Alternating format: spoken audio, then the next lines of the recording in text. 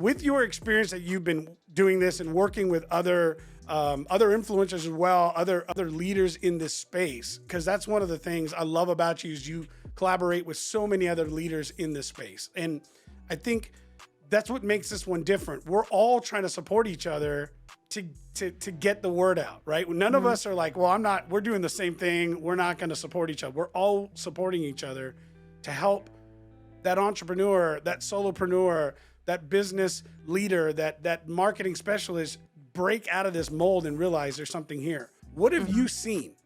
The top issues where somebody's coming in and they think they have a strategy. What are some of the top areas you see where people make critical mistakes that is really putting them in a position where LinkedIn is not going to do what they think it is? Yeah, I think that the number one thing is going into it only for money or only to get clients. Like it's very short-sighted, right? So I know someone's like not on the right track when they don't see that the ultimate currency of personal brand is trust, right? Like what you're doing is you're showing up to earn someone's trust over and over and over again.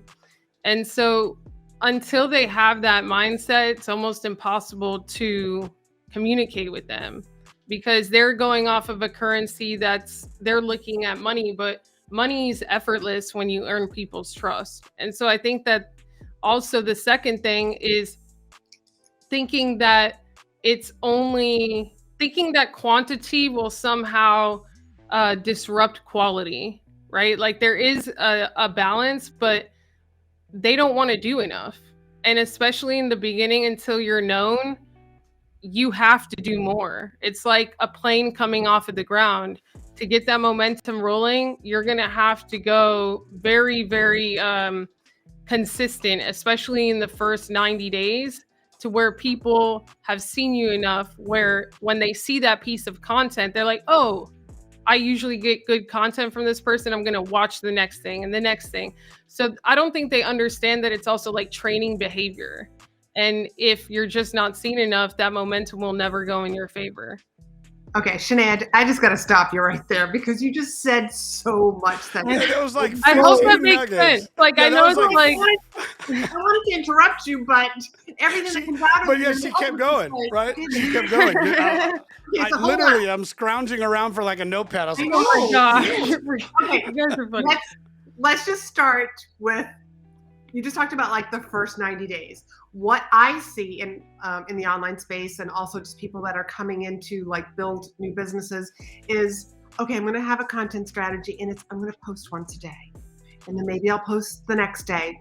And you're talking about, well, what I was wondering is like what is it, like 90 days to go full force, but is that one post? Is that a video? Is that, multiple times?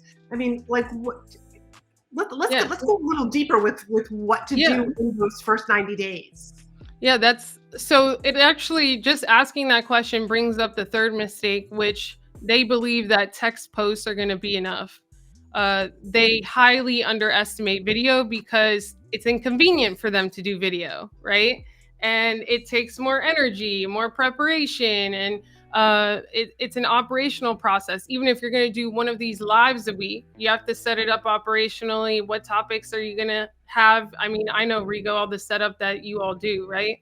So, and then to chop it up into small videos. So what they should do is to go heavy with video first, because basically you're doing the hardest thing first and you're accelerating trust because people will associate you with your expertise is more sticky, right? So the first 30 days should be one video a day. Then it's kind of like a compounding schedule. The next 30 days should be a video and a text post, or a video and a poll. And then the next 30 days, like the 60 to 90, they should be incorporating some form of live video or audio every week, because anyone can write a text post, anyone can do a video, but prove to me that you're authentic. Prove to me that you know what it is that you're talking about and answer me live, right? So that has to be incorporated to really differentiate if they want to win. And I completely agree with this whole video. And there's so many people who are, I'll just like hide behind my text post. And it does take more effort. But I also tell people, like, look at your own behavior. Like, how much Exactly. video are you consuming? And you think people are reading your post? I think like people are just fooling themselves. Don't you No, agree? people, and I love that you just said that, because people will come to me and they'll be like, I'll be like, what influencer do you really admire? I love Gary Vee. I'm obsessed with Gary Vee. I love him. Well, how do you see Gary Vee? Oh, I watch his videos, right? And it's like, All the but time. you don't want to do video. Yeah, and not only that, Gary Vee will admit that they have a ridiculous amount of content that gets dropped. They're putting out 10, 15 posts daily. You know what's funny? And if you want to test out how an influencer is doing, like, reverse engineer this. This is one of the things that I like to do.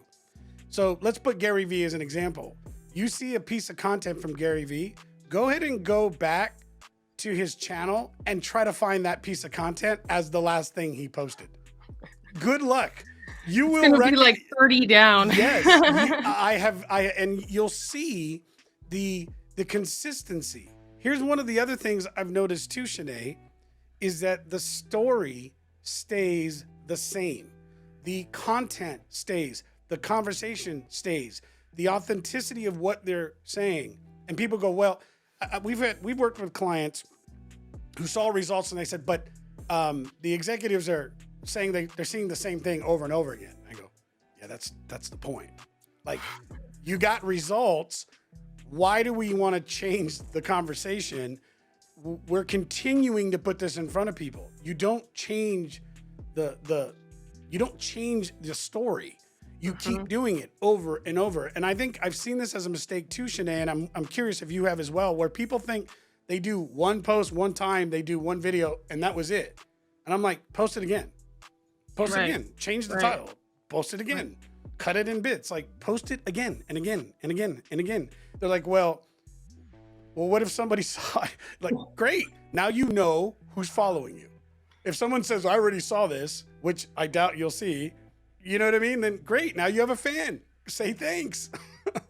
Ask them what never had anybody say, Lorianne, I'm pretty sure I saw you post this over on Facebook and Instagram last week. Like, okay. No, yeah. And I would just be like, great, I'm glad that you're watching stuff.